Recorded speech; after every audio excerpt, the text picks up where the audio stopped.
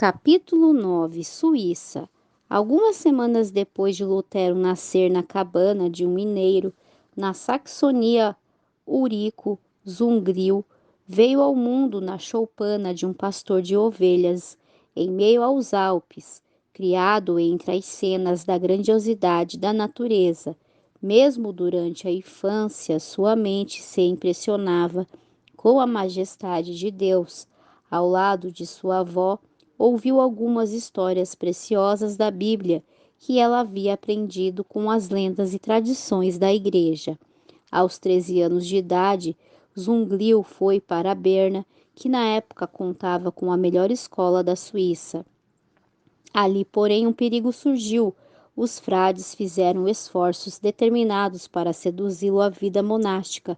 Por meio de intervenção divina, seu pai recebeu informações quanto ao plano dos frades, reconheceu que a utilidade futura de seu filho estava em jogo e o instruiu a voltar para casa. Zínglio obedeceu à ordem, mas não conseguiu se contentar por muito tempo em permanecer em seu vale natal e logo retomou os estudos, viajando depois de um tempo para Basileia. Ali, Zunglio ouviu pela primeira vez o Evangelho da Graça de Deus e Tebeck, professor de línguas antigas, havia sido levado às Sagradas Escrituras, enquanto estava grego e hebraico. Muitos raios de luz divina encheram a mente dos alunos sob a instrução. Ele ensinava que a morte de Cristo é o único resgate do pecador. Para Zunglio, essas palavras foram como o primeiro raio de luz que antecede a aurora. Zunglio logo foi chamado para fora de Basileia, a fim de começar a obra de sua vida inteira. Sua primeira função foi cuidar de uma paróquia nos Alpes. Ordenado padre, ele se dedicou de todo o coração à busca da verdade divina. Quanto mais examinava as escrituras, mais claramente via o contraste entre a verdade e os falsos ensinos de Roma. Ele se sujeitou à Bíblia e aceitou como a palavra de Deus, a única regra suficiente e infalível. Entendeu que as Escrituras precisam ser a própria intérprete, buscou todos os auxílios disponíveis para obter uma compreensão correta de seu significado e pediu a ajuda do Espírito Santo.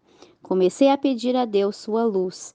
Escreveu posteriormente, e as Escrituras se tornaram muito mais fáceis para mim. A doutrina que Zunglio pregava não tinha vindo de Lutero, era a doutrina de um Cristo. Ele disse: se Lutero prega a Cristo, então ele faz o que eu estou fazendo. Nunca escrevi uma palavra para Lutero, nem ele para mim.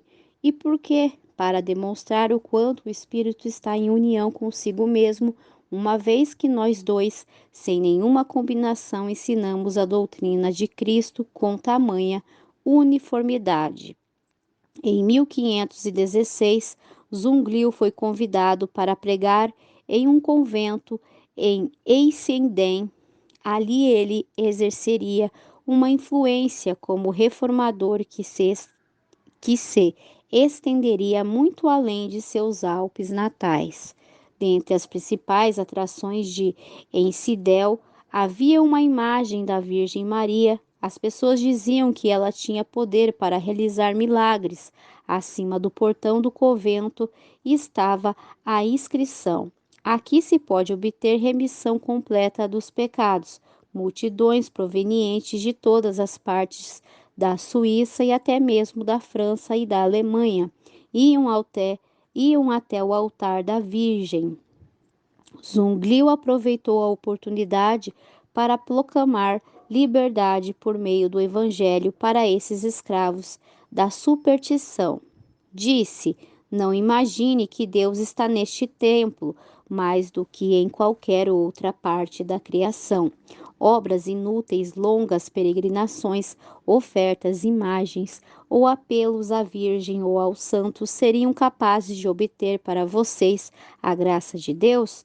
Como uma capa brilhante, uma cabeça lisa e uma roupa longa e esvoaçante ou chinelos bordados em ouro poderiam ajudar a perdoar pecados? Cristo afirmou que no passado foi ofertado na cruz e é o sacrifício e a vítima que pagou a divina por toda a eternidade dos pecados daqueles que creem.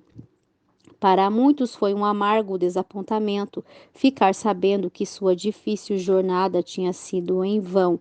Não conseguiam compreender o perdão livremente oferecido por meio de Cristo. Estavam satisfeitos com a maneira que Roma os dirigia.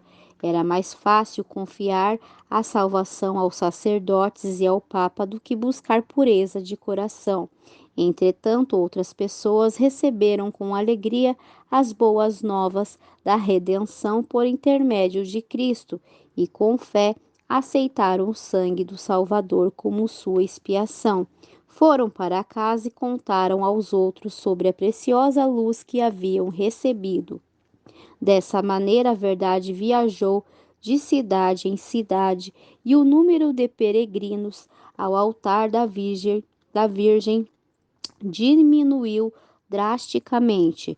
As ofertas também foram reduzidas, bem como o salário de Zuclio, que vinha delas, mas isso só o levou a se alegrar por ver que o poder da superstição estava se quebrando.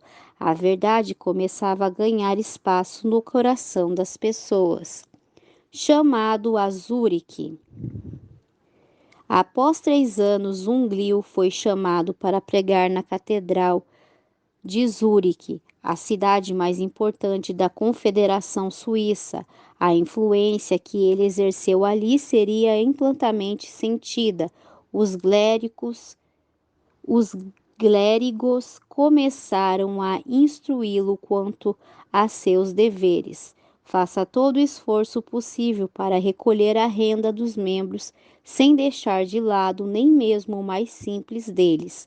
Seja diligente em aumentar os recursos provenientes dos enfermos, das missas e, de modo geral, de toda a função da Igreja. Quanto à administração dos sacramentos, a pregação e o cuidado do rebanho, você pode usar um substituto especialmente na pregação. Zuinglio ouviu em silêncio essa introdução e disse em resposta: a vida de Cristo foi escondida do povo por tempos demais. Pregarei todo o evangelho de Mateus, consagrarei meu ministério à glória de Deus, ao louvor de seu Filho, à real salvação das pessoas e a seu crescimento na verdadeira fé. As pessoas se aglomeravam, o evangelho explicando sobre a vida, os ensinos e a morte de Cristo. Dizia: é Cristo que desejo conduzir vocês a Cristo, a verdadeira fonte de salvação. Estadistas, eruditos, artesãos e camponeses ouviam suas palavras. Sem temor, ele repreendia os males e as corrupções dos tempos. Muitos voltavam da catedral louvando a Deus. Comentavam: este homem é pregador da verdade. Ele será nosso Moisés para nos tirar dessas trevas do Egito. Depois de um tempo surgiu oposição. Os monges o incomodavam com perguntas e o tratavam com desdém. Outros recorriam a insultos e ameaças, mas Zuinglio suportava tudo com paciência. Quando Deus está se preparando para quebrar as cadeias da ignorância e da superstição, Satanás exerce seu maior poder para manter as pessoas na escuridão e prender suas cadeias com firmeza ainda maior. Roma trabalhava com energia renovada para colocar seu mercado em funcionamento por todo o mundo cristão, oferecendo perdão em troca de dinheiro. Cada pecado tinha seu preço e a igreja dava às pessoas livre licença para praticar crimes se isso mantivesse cheios os tesouros da igreja. Assim, os dois movimentos avançavam, Roma dando licença para o pecado e os transformando em sua fonte de renda, e os reformadores condenando o pecado e apontando para Cristo como sacrifício e libertador. Indulgências. Na Alemanha, um infame Tetizeu administrava a venda de indulgências. Na Suíça, a igreja colocou as vendas sob o controle de Sansão, um monge italiano. Sansão já havia levantado grandes somas de recursos alemães e suíços para encher o tesouro papal.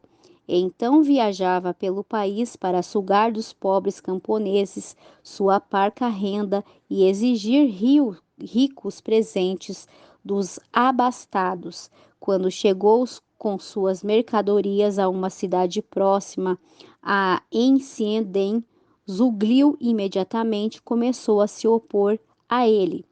Zunglio obteve tamanho êxito em expor as mentiras do frade que Sansão precisou ir embora e partir para outras cidades. Depois, Zunglio pregou zelosamente contra aqueles que tentavam vender o perdão de Deus. Quando Sansão se aproximou do local, usou uma artimanha esperta para conseguir entrar, mas as pessoas o mandaram embora sem a venda de nenhum perdão, e ele logo deixou a Suíça. A praga ou peste negra assolou toda a Suíça no ano de 1519.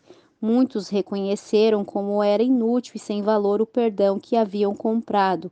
Ensinavam por circulou ensinado por um fundamento mais sólido para sua fé em Zurique. Zunglio contraiu a doença e circulou por muitos lugares o boato que ele estava morto. Naquela hora terrível, ele olhou com fé para a cruz do Calvário, confiando no sacrifício todo super suficiente para remir os pecados. Quando voltou das garras da morte, passou a pregar o Evangelho com intensidade, ainda maior do que antes. O povo em si tinha acabado de cuidar de enfermos e moribundos. Isso os levou a valorizar o Evangelho como nunca antes. Zunglio havia chegado a uma compreensão mais clara das verdades do Evangelho e tinha experimentado de forma mais completa seu poder renovador na própria vida. Cristo dizia: comprou para nós a redenção eterna. Seu sofrimento é um sacrifício eterno e tem poder eterno para curar.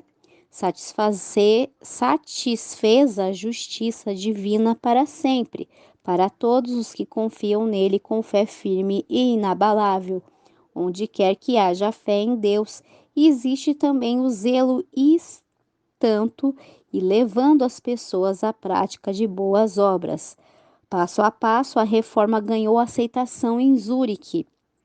Alarmados, os inimigos do movimento se levantaram para fazer oposição aberta, lançaram repetidos ataques em Zuglio, tentando silenciar aquele que ensinava heresias. O bispo de Constança enviou 3 delegados ao concílio de Zurique, acusando Zuglio de colocar em risco a paz e a ordem da sociedade. Se a autoridade da igreja fosse colocada de lado, insistia, o resultado seria anarquia absoluta. O concílio se recusou a agir contra Zuglio e Roma preparou um novo ataque. O reformador exclamou: deixe que venham, eu os temo assim como os despendeiros rochosos temem as ondas que bramam a seus pés. Os esforços dos oficiais da igreja só ajudaram a causa que eles tentavam derrubar. A verdade continuou a se espalhar. Na Alemanha, seus seguidores, desanimados pelo desaparecimento de Lutero, se animaram mais uma vez quando viram o progresso do Evangelho na Suíça. À medida que a reforma se estabelecia em Zurique, seus frutos passaram a ser vistos de forma mais plena na redução do crime e na promoção da ordem. Debate. Quando eles viram o pouco êxito que a perseguição havia obtido em acabar com a obra de Lutero, os representantes de Roma decidiram que fariam um debate com Zunglio. Eles garantiriam a vitória ao escolher não só o local do combate, mas também os juízos que decidiram entre os dois lados. E se conseguissem colocar Zunglio sob seu poder, daria um jeito de não deixá-lo escapar. Essa intenção, porém, foi cuidadosamente escondida. O debate foi marcado para ser realizado em Baden, mas o Concílio de Zurique, suspeitando dos planos dos representantes de Roma e alertados pelas fogueiras acesas nos cantões papais para queimar aqueles que aceitavam o evangelho, proibiram seu pastor de se aventurar em uma situação tão perigosa. Ir a Baden, onde o sangue dos mártires pela verdade havia acabado de ser derramado, era o mesmo que ir ao encontro da morte certa. O Ecolambade e Haller foram escolhidos para representar os reformadores, ao passo que o célebre Dr. Eck, apoiado por muitos teólogos e oficiais da igreja, defenderiam Roma.